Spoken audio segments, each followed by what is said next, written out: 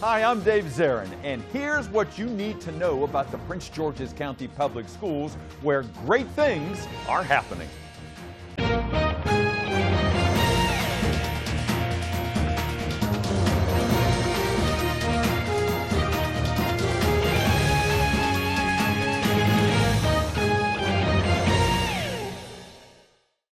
As the school year draws to a close, it is time to celebrate the best of the best. And when it comes to ceremonies that do just that, there are none better than those honoring the Teacher of the Year and, at a separate gala, the 53 high school valedictorians and salutatorians. Big words for the biggest men and women on our campuses. The salutatorian is Angel Reyes Giron.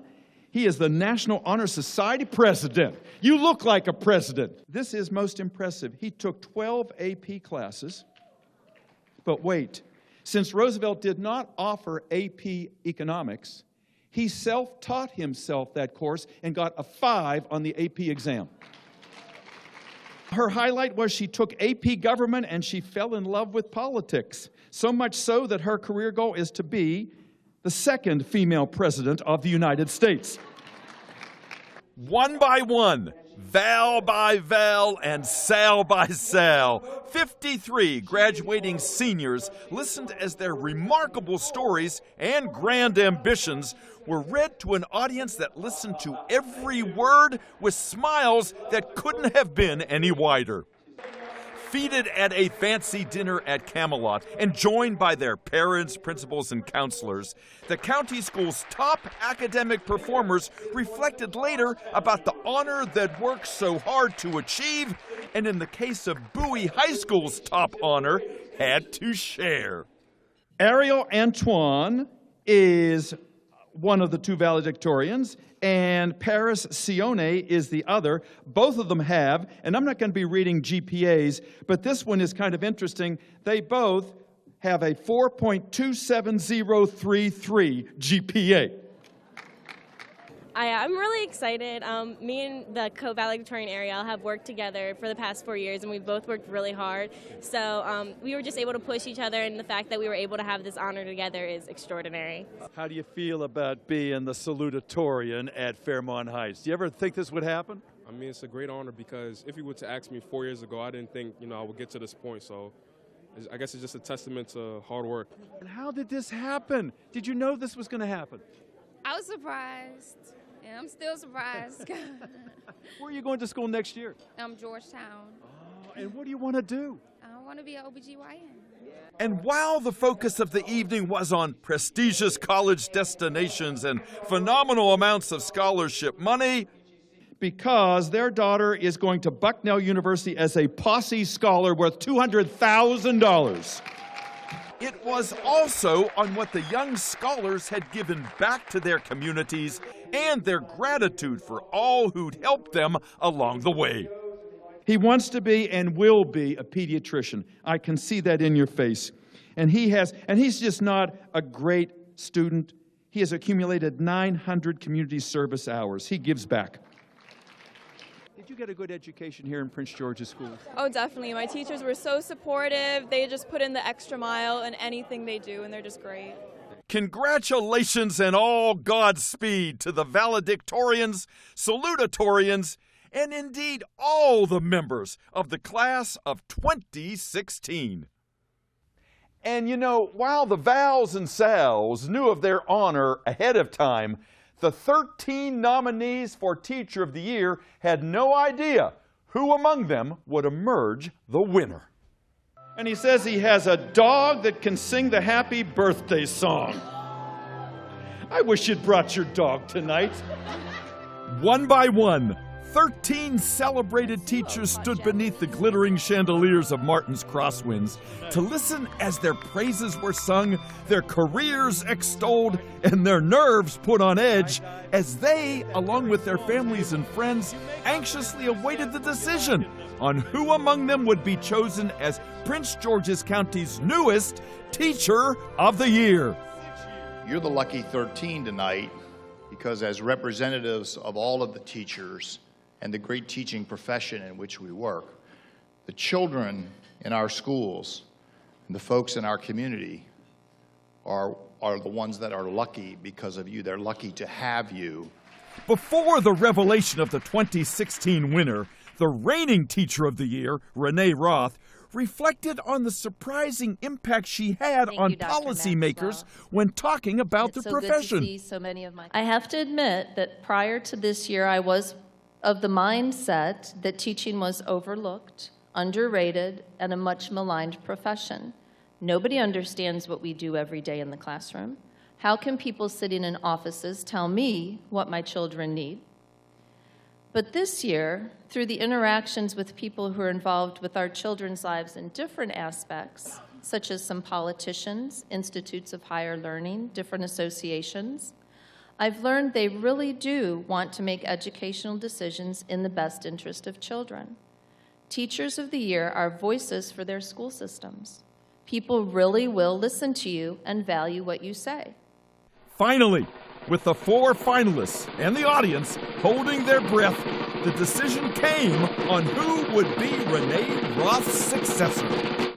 The 2016 Prince George's County Teacher of the Year is Amanda Espina. Overwhelmed at her selection, art teacher Amanda Espina admitted that though her new public role might be a challenge, she was more than ready for her voice to be heard. I want to begin by saying that I am extremely honored, as well as shocked and overwhelmed at being named Teacher of the Year.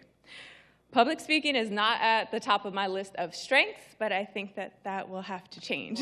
Amanda's success at the county level follows 10 years of acclaim at Benjamin Falloy Creative and Performing Arts Academy, where everyone acknowledges that Miss Espina not only teaches art, but makes an art of teaching. As this year's seniors walk across stages, shaking hands and grasping diplomas, they may be feeling a bit wistful about leaving their friends and the familiarity of high school, but they are also excited about the future, as they demonstrated recently at College Decision Day. Let's have a look. And no place does Decision Day better than Oxon Hill High School, where all the seniors sign a giant poster and individual certificates and publicly proclaim where they'll be going to school and how much scholarship money they'll be getting, which in one case boggled the mind. I am going to Howard University as a Gates Millennium Scholar.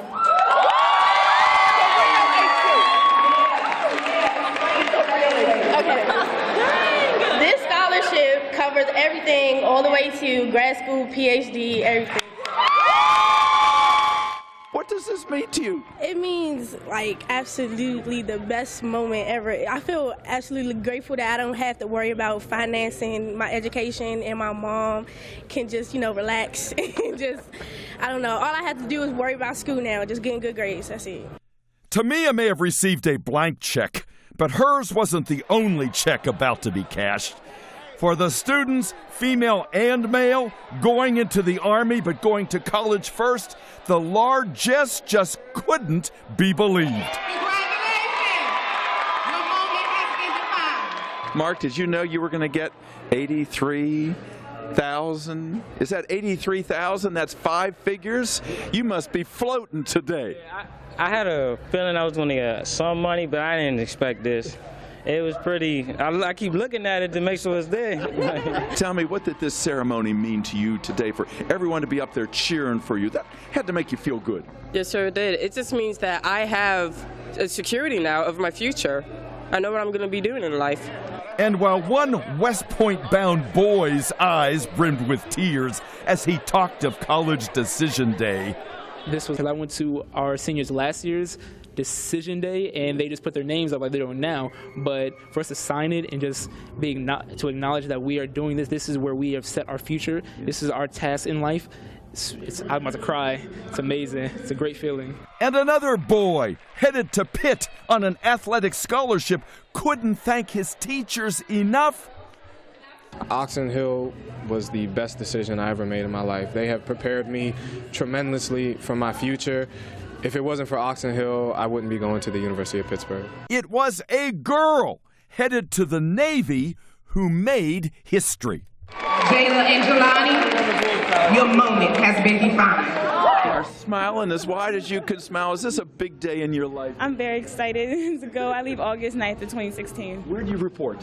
To Chicago, Illinois for basic training, then to San Antonio, Texas for 5 months for technical training. Your life is all laid out for you now. Yes, I'm very excited. And why the Navy? My dad did 22 years in the Navy. His dad did years in the Navy. My uncle did it. And I just think it's going to be a right fit for me. You're part of the family tradition, yeah. First female. I'm the first female to go in my family. And if the high school girls seem to be especially proud of their life's plans, it could be because of empowerment boosts at places like Capitol Heights Elementary School, where girls are shown they can do it all. Here's our earthquake.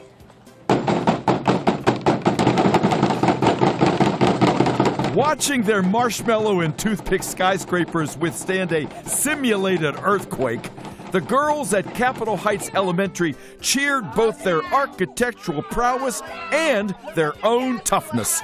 Guided by mentors and peers who were, by turns, sweet and tough as nails, Capitol Heights young ladies recently spent a day of empowerment designed to prove that the fairer sex is by no means the weaker. Go!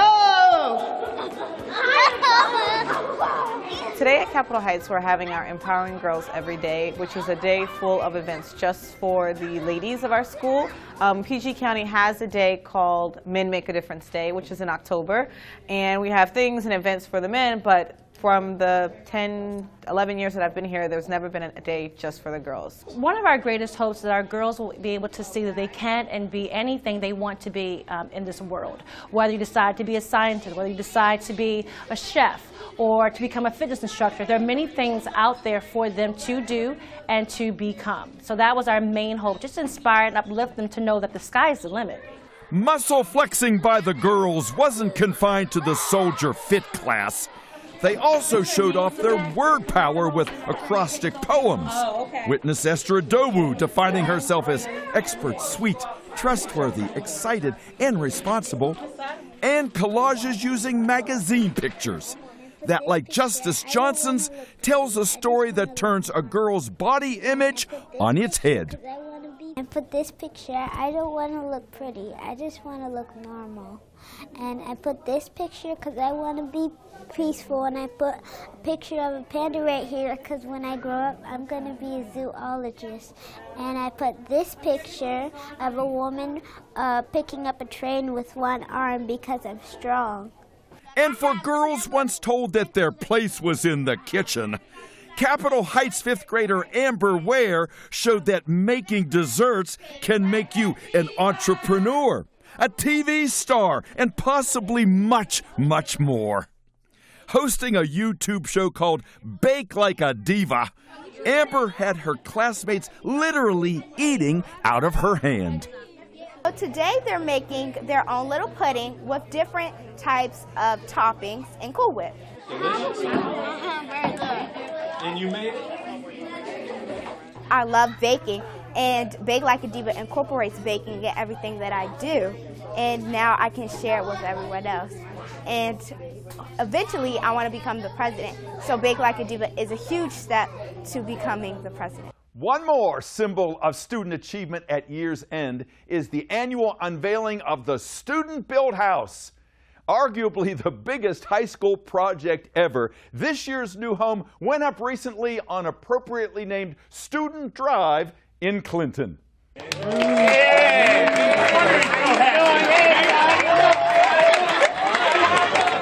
If Suitland senior Andrew Bryant was charged up at winning a scholarship recently, it was only natural, since he had expertly wired up a brand new house in Clinton built by students just like himself. The 4,500 square foot home, sitting appropriately at the intersection of Friendship Road and Student Drive, is the 40th such home built by youngsters who often have never before driven in a nail, but quickly mature into first-rate tradesmen and women with a love for construction. I'm an electrician. I'm also in an apprenticeship. I'm on my way to get into the apprenticeship for Local 26, but I also worked in the house. We did 3-way switches, 2-way switches. We put up ceiling fans, lights, everything that you name it. If you see something that got a light on it, we did it. So how do you feel about getting this? I feel great, honored, completely honored. I love it, I do. I mean, for me to win a scholarship like this, for me to put this hard work and passion in there like that is just amazing. To get awarded for it, a truly, truly blessing. It really is. It's fun to see the kids at the beginning of the year because they're afraid. They're so timid, afraid to use the nail guns, the saws, that kind of stuff. And after a couple weeks, they're fighting over the saw and fighting over the nail gun because they like to use it. You know, so it's a lot of learning curve, but you get to see the kids. You know, it's kind of like they're babies when they first get here. And then when it comes to the end, you can say, here's your list. I need you to do this, this, and this, and away they go.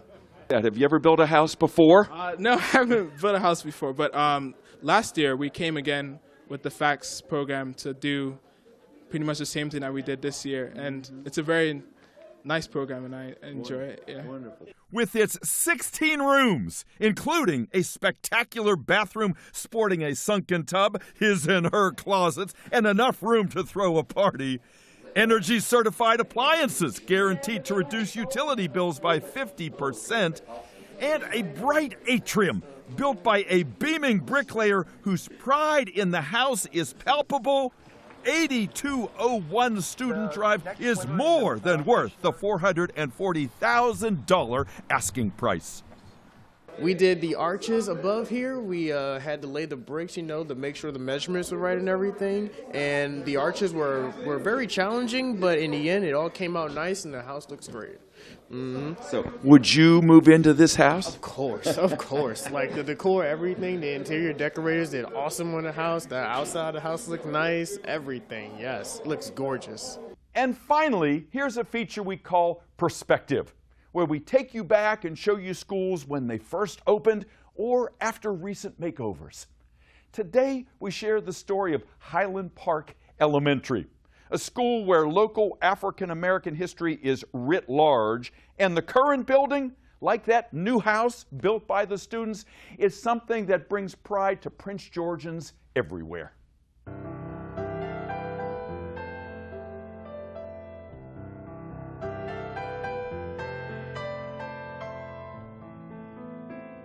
The new Highland Park Elementary School is a building with a makeover and a memory. The children today who delight in all the sparkle and energy of their new school are also surrounded by reminders that theirs is a school that was almost lost. Of the 23 all-black schools in Prince George's County started by philanthropist Julius Rosenwald in the 1920s, Highland Park is one of the few survivors. The Rosenwald program was specifically aimed at improving education for African American students in the rural South. Of our 23, there are 9 still standing, but Highland Park is the only one which is still used as a school by the Prince George's County Public Schools. A few others are still owned by the public schools, but are no longer in use as school buildings. It's also one of the most substantial. Rosenwald put out catalogs of school plans and had very specific recommendations on how these schools should be built for the benefit of the children, even to the colors of the interior paints so that light would be reflected to best advantage because most of the schools had no electricity.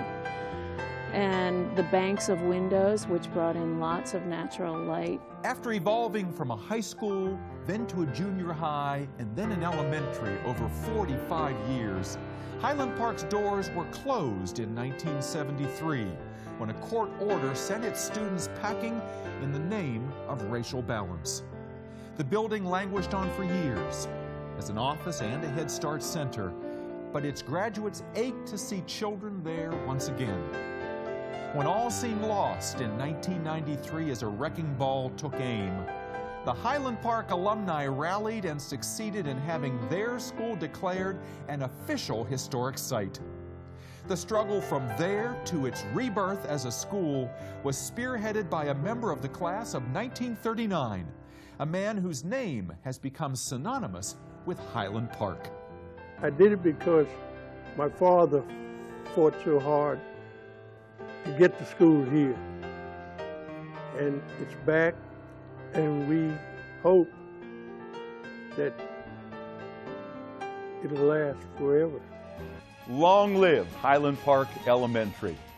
Thanks for watching today. We'll see you next time on another edition of Great Things Are Happening in the Prince George's County Public Schools.